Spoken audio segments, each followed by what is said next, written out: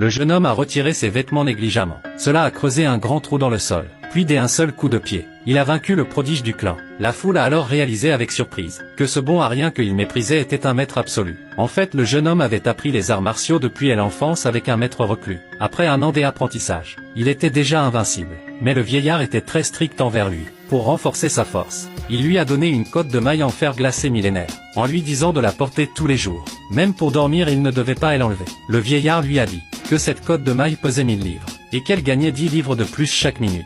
Quand le jeune homme ne sentirait plus son poids, il maîtriserait parfaitement son art martial. Cependant, sur le chemin du retour, il a trouvé une grande cloche bloquant le passage. Il a voulu tester ses compétences martiales. Alors il a frappé la cloche d'un coup de poing. Puis d'un coup de pied, il l'a poussée sur le côté, sans savoir que la cloche était un test du vieillard pour lui. Il était très satisfait de la performance du jeune homme.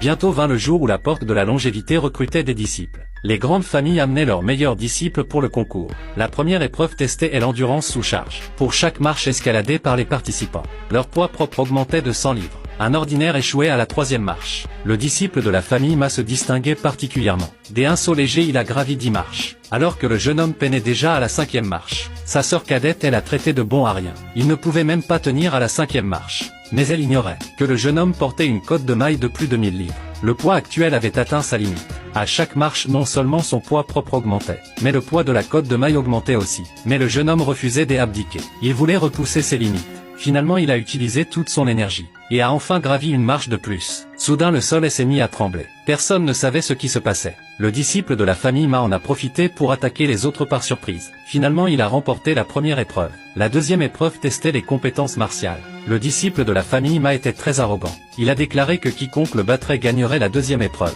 Le grand frère a été le premier à le défier. Mais ses arts martiaux n'étaient pas à la hauteur de ceux du disciple de la famille Ma. Il a été rapidement vaincu. Voyant son clan humilié, le jeune homme ne pouvait plus tolérer cela. Il a décidé de défier le disciple de la famille Ma. Il s'est souvenu des instructions de son maître. Ne pas enlever la cotte de maille sauf en cas d'extrême nécessité. Mais à ce moment, il s'agissait de l'honneur du clan. Il devait enfreindre les instructions de son maître. La foule ignorait ce que le jeune homme faisait, jusqu'à ce que la cotte de maille creuse un grand trou dans le sol. Alors la foule a réalisé que ce n'était pas ordinaire. Ensuite, le jeune homme pouvait enfin se battre à pleine puissance. Pensez-vous qu'il puisse vaincre le disciple de la famille Ma?